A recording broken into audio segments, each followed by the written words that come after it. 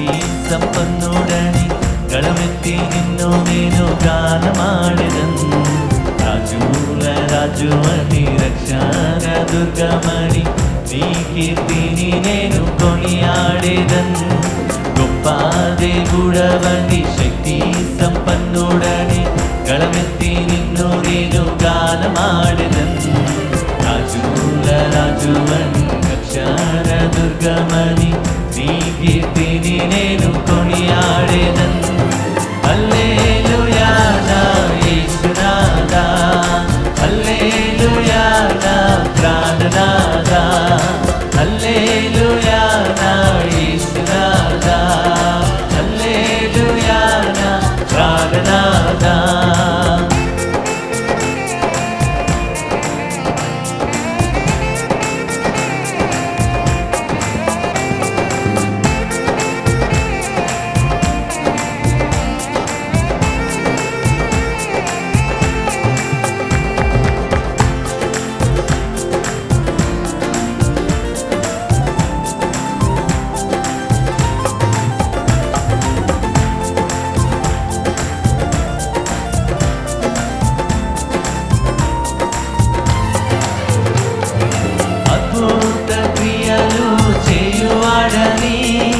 ఆశ్చర్య కార్యములు చేయగలడని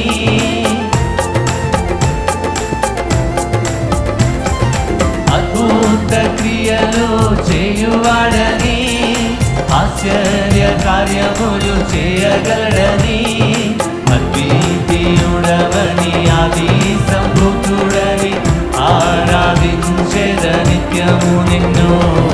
అద్వితీయుడవని ఆది సంభూతుడని ఆరాధించెద నిత్యము నిన్ను.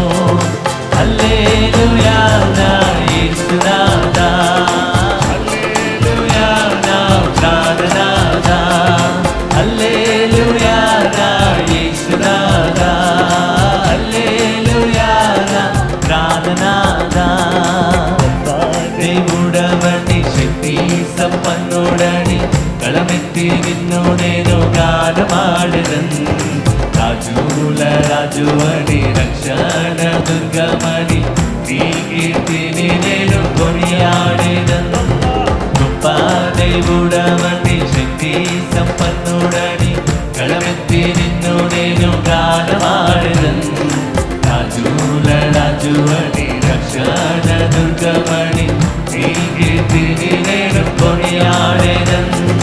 హల్లెలూయా నా యేసునాథా, హల్లెలూయా నా ప్రాణనాథా, హల్లెలూయా నా యేసునాథా, హల్లెలూయా నా ప్రాణనాథా.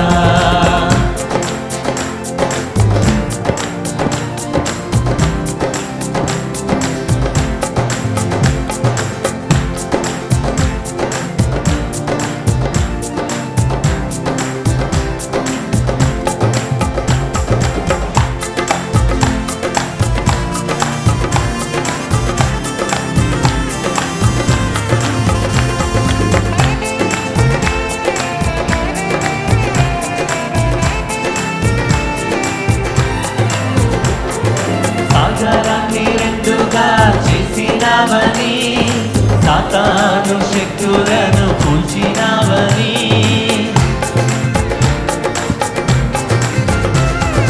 సాగరాన్ని రెండుగా చేసినావని సాతాను శక్తులను కూల్చినావని సర్వోన్నతుడవని సర్వసంపన్నుడని సాక్ష్య గీతమునే పాడేదా. సర్వోన్నతుడవని సర్వసంపన్నుడని సాక్ష్య గీతమునే పాడేదా. హల్లెలూయా నా యేసునాథా, హల్లెలూయా నా ప్రాణనాథా, హల్లెలూయా నా యేసునాథా, హల్లెలూయా నా ప్రాణనాథా. దేవుడవని శక్తి సంపన్నుడని గళమెత్తి నిన్ను నేను గానమాడెదను. రాజుల రాజు అని రక్షణ దుర్గమని నీ కీర్తిని నేను కొని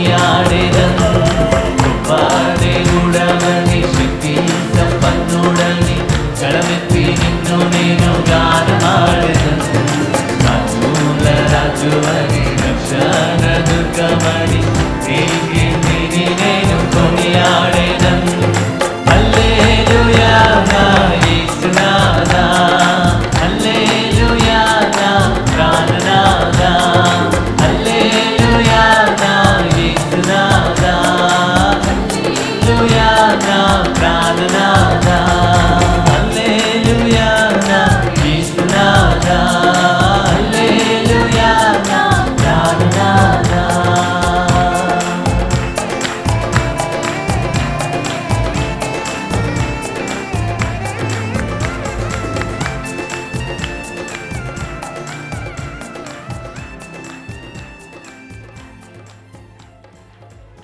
స్తుతి సింహాసనాసీనుడా, అత్యంత ప్రేమామయుడా, స్తుతి సింహాసనాసీనుడా,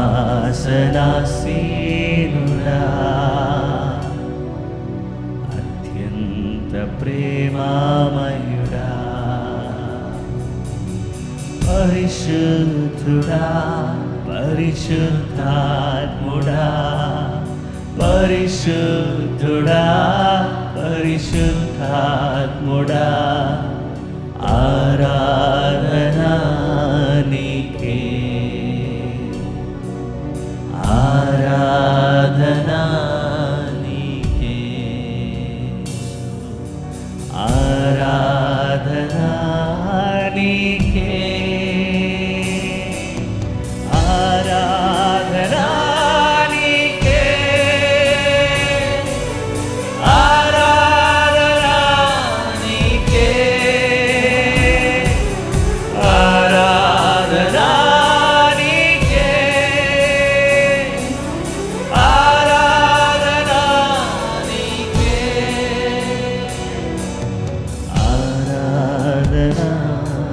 నీకే, ఆరాధనా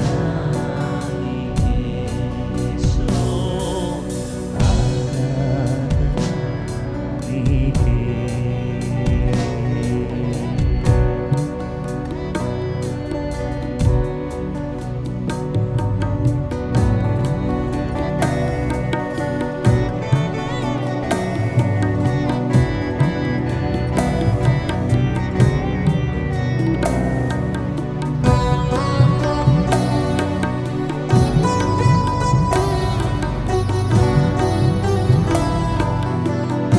ఆశ్చర్యకరుడా,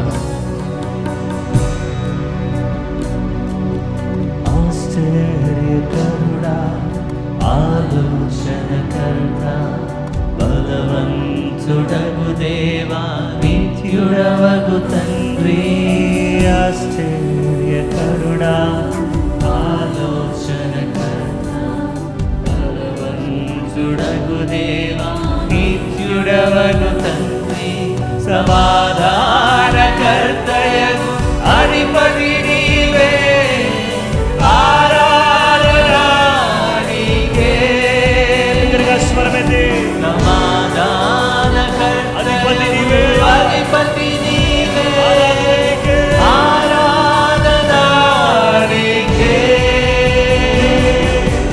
ఆరాధనా నీకే,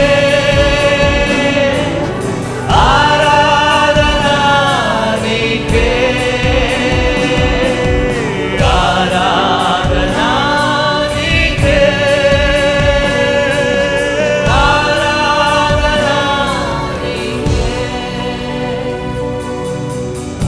ఆరాధనా, ఆరాధనా నీకే.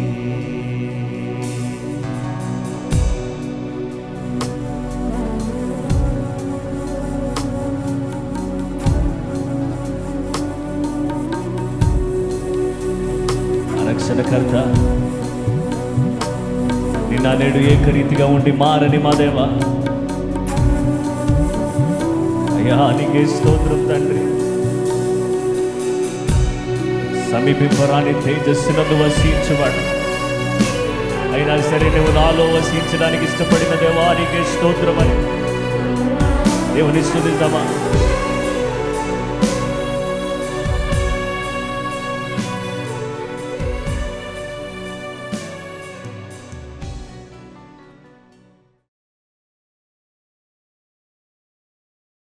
ప్రభువైన యేసుక్రీస్తు నామములో మీకు అందరికీ శుభములు, వందనాలు తెలియజేస్తున్నాను. ఈరోజు ప్రార్థనా పోరాటానికి మిమ్మల్ని అందరినీ ప్రేమతో ఆహ్వానిస్తున్నాను. సర్వశక్తి కలిగినటువంటి దేవుడు ఆయన అనుగ్రహించిన శ్రేష్టమైన కృపను బట్టి నేను దేవునికి కృతజ్ఞతలు, వందనాలు తెలియజేస్తున్నాను. మరియు ఈరోజు దేవుని వాక్యాన్ని వినడానికి సిద్ధంగా ఉన్న మిమ్మల్ని అందరినీ ప్రభువు నామములో అభినందిస్తున్నాను. దేవుని వాక్యాన్ని మనం ధ్యానం చేద్దాం. ఈ సమయంలో యు బిలాంగ్ టు క్రైస్ట్ అనే అంశాన్ని గురించి దేవుని వాక్యాన్ని మనం వినబోతున్నాం. యు బిలాంగ్ టు క్రైస్ట్, మీరు క్రీస్తు వారు. 1 కొరింథీ 3:23 మీరు క్రీస్తు వారు, క్రీస్తు దేవుని వాడు. 1 Corinthians chapter 3 verse 23 and you are Christ's and Christ is God's. దేవుని బిడ్డలారా, ఈ అంశంలో మొదటిగా మనము దేవుని ఆలయాన్ని గురించి మనం చూసాం. ఈ అంశంలో మొదటిగా మనము దేవుని ఆలయాన్ని గురించి మనం చూసాం. తర్వాత రెండవది పని, వర్క్ అనే దాని గురించి మనం చూసాం. క్రీస్తు వారు దేవుని ఆలయమై ఉన్నారని, దేవుని పనిగా ఉన్నారు. వారి జీవితంలో వేయబడినటువంటి పునాది క్రీస్తు. ఆ పునాది మీద వారి జీవితాన్ని బంగారము, వెండి, వెలగల రాళ్లతో కట్టుకోవాలి.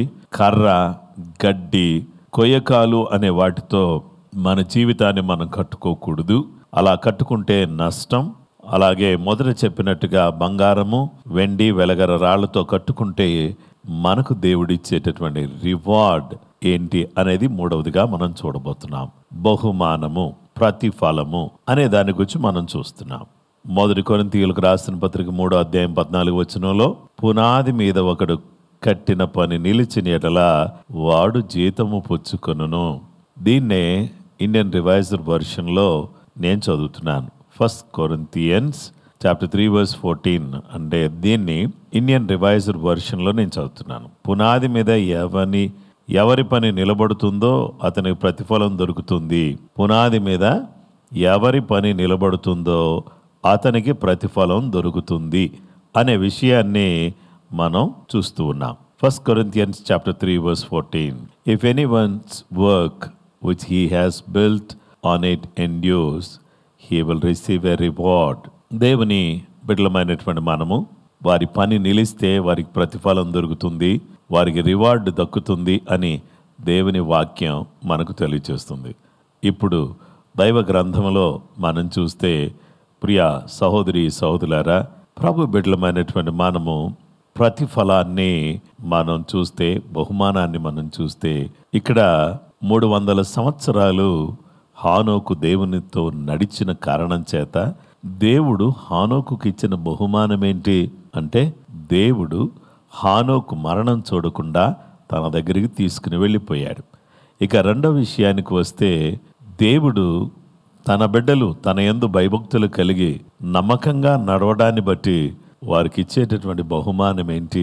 మోషే దేవుని ఇంటిలో నమ్మకమైన వాడుగా ఉండడాన్ని బట్టి అతన్ని భూమి మీద మనుషులందరికంటే మోషే మిక్కిలి సాత్వికుడని చెప్పాడు కదా. దేవుడిచ్చే బహుమానాలు అద్భుతంగా ఉంటాయి. దేవుడు ఒక వ్యక్తికి 5 తలాంతులు ఇచ్చాడు, మరొక వ్యక్తికి 2 తలాంతులు ఇచ్చాడు, మరొక వ్యక్తికి 1 తలాంతు ఇచ్చాడు. ఎవరెవరి సామర్థ్యం చొప్పున వారికి తలాంతులు ఇచ్చి ఆయన దేశాంతరము వెళుతూ మీరు ఈ యొక్క తలాంతులతో వ్యాపారం చేయండి అని చెప్పాడు.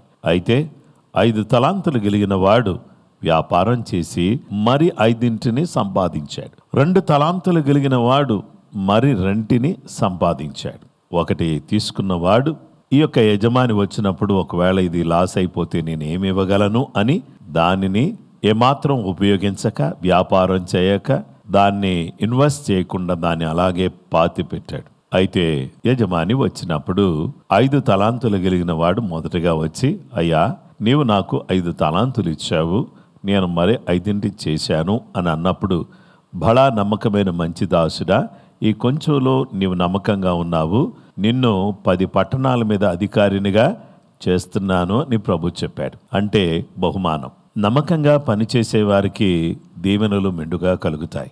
2 కలిగిన వాడు కూడా వచ్చి, అయ్యా నీవు నాకు 2 ఇచ్చావు, ఇదిగో మరి 2 సంపాదించాను అని అన్నప్పుడు, బడా నమ్మకమైన మంచి దాసుడా, ఈ కొంచెంలో నీవు నమ్మకంగా ఉన్నావు కనుక నీకు మరి ఎక్కువగా ఇవ్వబడును అని చెప్పారు. కలిగిన వారికి మరి ఎక్కువగా కలుగునట్లు దేవుడు ఏం చేస్తున్నాడంటే లేని వారి దగ్గర నుంచి తీసి కలిగిన వాడికి ఇస్తున్నాడు. అవును, నిజమే కదా. నీవు ఒక తలాంతును ఉపయోగించకుండా దాన్ని ఏ విధంగా కూడా నీవు వాడకుండా నీ ఇష్టం వచ్చినట్టుగా నీ తలంపు మేరకు నీ ఆలోచన మేరకు నీవు దాన్ని అలా చేసుకుంటూ వెళ్ళిపోతూ ఉంటే ఏమి లాభం చెప్పండి? అవును, నిజమే. మనకున్న దాన్ని మనం సరిగా వినియోగపరచకపోతే మన దగ్గర నుంచి తీసి వేరే వాళ్ళకి ఇచ్చేస్తానంటున్నాడు. అవును, దేవుని పిల్లలమైనటువంటి మనమందరం కూడా ఈరోజు ఆయన సన్నిధిలో ఉన్నటువంటి మనం, ఆయన పాదాల చెంత చేరినటువంటి మనం, ఆయన దగ్గర కూర్చున్నటువంటి మనం ఏం చేయాలి అని అంటే మనందరం కూడా దేవుడిచ్చిన తలాంతులను వృద్ధి చేయాలి.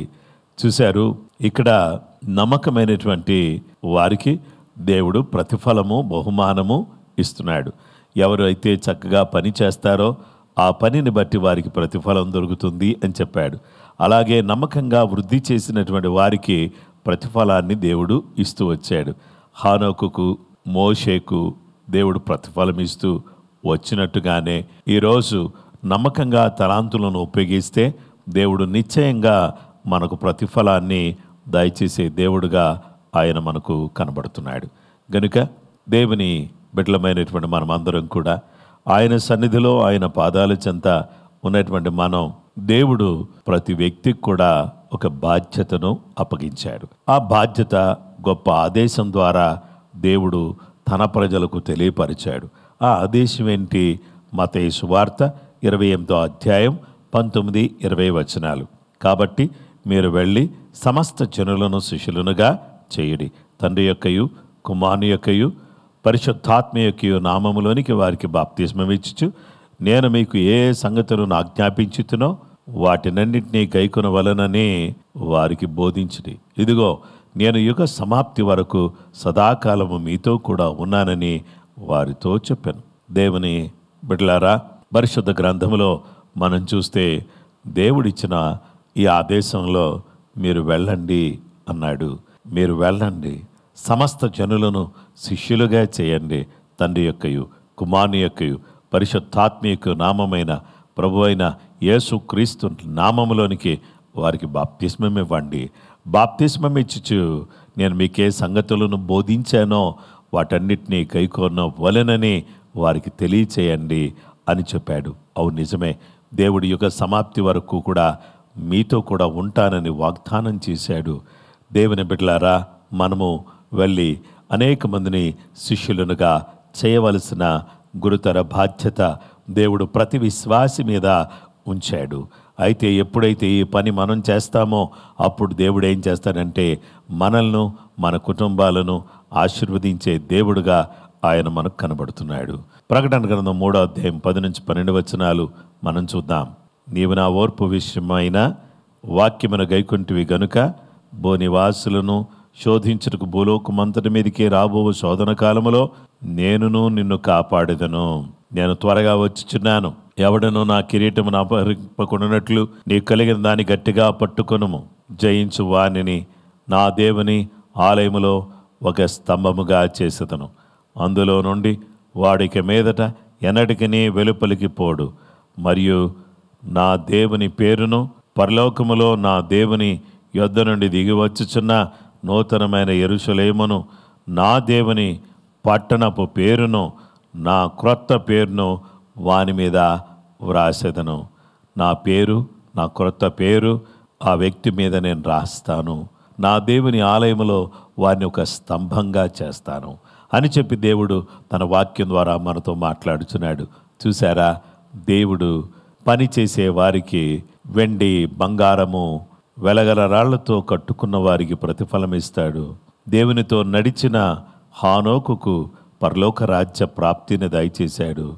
భూమి మీద సాత్వికంగా ఉన్నటువంటి మోషే నా ఇల్లంతట్లో నమ్మకమైన వాడు అని చెప్పాడు. తలాంతులు వృద్ధి చేసిన వారిని ఆశీర్వదించాడు, ప్రతిఫలం ఇచ్చాడు. అలాగుననే నా ప్రియ సహోదరి సహోదరులారా, విశ్వాస జీవితంలో మనమందరం కూడా ఎప్పుడైతే నమ్మకంగా విశ్వాసంగా జీవిస్తామో అప్పుడు దేవుడు తన కృపను, తన సహాయాన్ని, తన ఆశీర్వాదాన్ని మనకు మెండుగా దయచేసే దేవుడుగా ఆయన ఉన్నాడు.